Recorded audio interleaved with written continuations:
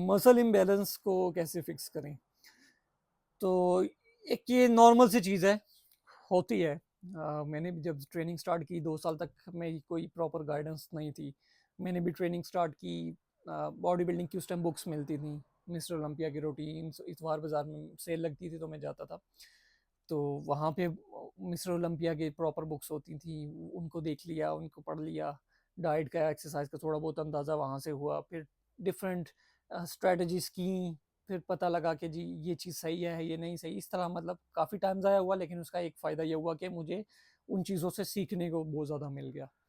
सो muscle imbalance normal सी चीज़ है। ये तब आपको फ़ील होता है कि जब आपका मसल किसी लेवल पे पहुँच भी गया है, ठीक है? अगर आप बिल्कुल जिम में नए जा रहे हैं, आप कह रहे हैं जी मसल इम्बैलेंस है, आपका मसल ग्रो होगा तब आपको फ़ील होगा ना मसल इम्बैलेंस है, ठीक है? आप साल डे ट्रेनिंग कर रहे हैं, आपका मसल ग्रो हुआ है, फिर आपको फ़ील होता है कि जी मेरी एक साइड ज़्यादा बेहतर ग्रो हो रही है, एक साइड कम ग्रो हो रही है। हर ये मसल का डिफरेंट होता है। ये नहीं कि आपकी पूरी लेफ्ट बॉडी जो है, लेफ्ट साइड वो कम ग्रो होगी या वो ज़्यादा ग्रो होगी।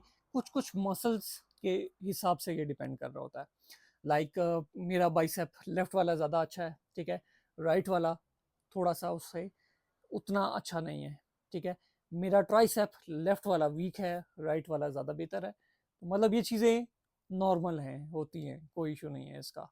और इसकी रीज़न ये होती है कि जब भी आप घर में नॉर्मल रूटीन में कोई भी काम कर रहे हैं, तो आप उस पार्ट को ज़्यादा यूज़ कर रहे होते हैं। लाइक अम, अब मेरे साथ क्या इश्यू था, मैं जब भी कोई हैवी चीज़ उठाता था लेफ्ट राइट साइड से, तो मैं उसको कंट्रोल करता था यूँ करके, बाजू से, ठीक है? तो मेरा ये मसल ज़्यादा स्ट्रॉन्ग हो गया।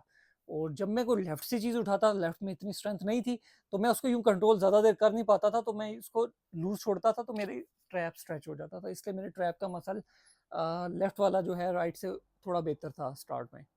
तो ये चीज़ें नॉर्मल हैं। और दूसरी चीज़, जब भी आप शीशे के सामने जाते हैं, आप आर्म की पोज़िंग कर रहे होते हैं, बाइसेप शो कर रहे होते हैं, आप एक ही साइड शो करते रहते हैं बार-बार, ठीक है? और पोज़िंग से बहुत ज़्यादा फ़र्क पड़ता है। लाइक आप मिरर के सामने खड़े हैं, आप पोज़ दे रहे हैं बाइसेप का, और आप सालों-साल, कुछ लोगों की आदत होती है वो राइट साइड उनकी है तो राइट ही का पोज़ देते रहते हैं, और डिफ़रेंस ये होता है कि आपका जो राइट साइड का बाइसेप है वो ज़्यादा इम्प्रूव होना शुरू हो जाता है। क्यों? क्योंकि आप डेफ़िनेटली उसको स्क्वीज़ कर रहे हैं, ब्लड सर्कुलेशन उसमें अच्छी हो रही है। तो ये छोटी-छोटी चीज़ें बहुत ज़्यादा मैटर करती हैं। तो इसका जो हल है वो ये है कि आप जो वीक मसल है आप उसको ज़्यादा ट्रेन करें। ज़्यादा ट्रेन कैसे कर सकते हैं? आइसोलेट मूवमेंट में। लाइक फॉर एग्ज़ाम्पल मैं आपको एक आसान हल बता देता हूँ। कोई आप बहुत ज़्यादा स्ट्रेस लेने की ज़रूरत नहीं है। फॉर एग्ज़ाम्पल आपके अगर बाइसेप में इश्यू है, ठीक है? तो आपने ये देखना है कि कौन-सा वीक है, आपने पहला रेपिटिशन उसका लगाना है, ठीक है? मतलब 1, 2, 3, 4 इस तरह करते-करते लास्ट वाला जो है, हालाँकि अगर आप 12 कर रहे हैं तो 12-12 कर रहे हैं, तो आखिरी इसका बनता है, ठीक है? लेकिन आपने क्या करना है, एक एक्स्ट्रा करना है इसका। थोड़ा-थोड़ा सा चेंज करके टाइम के साथ-साथ ये चीज़ बैलेंस हो जाएगी। और दूसरी चीज़ जो आप कर सकते हैं वो ये है कि जब आप ट्रेनिंग कर रहे होते हैं, आप देखते हैं आपका एंगल थोड़ा-सा ख़राब होता है, लाइक चेस्ट लगा रहे होते हैं बेंच प्रेस, तो मैंने देखा है बार जो है वो टेढ़ा हो रहा होता है, ठीक है? एक साइड से गिरा हुआ होता है, बैक लगा रहे हैं, तो वो भी बार एक साइड से गिरा होता है, तो मतलब ये चीज़ें होती हैं, ठीक है? इन चीज़ों को आप देखें, आपकी ग्रिप में इश्यू है या किस चीज़ में इश्यू है, आपके एंगल में क्या इश्यू है, इस चीज़ को आप एक्यूरेट करें। और बेस्ट वे, अगर आपके मसल में उस तरह चेंज आ रहा है, तो आइसोलेट मूवमेंट जो है, जैसे मैंने आपको बाइसेप की एग्जांपल दी, इस तरह आप 1-1, 2-2 रेपिटेशन फालतू करके आपका थोड़े से टाइम में ये कवर हो जाएगा। Thank you.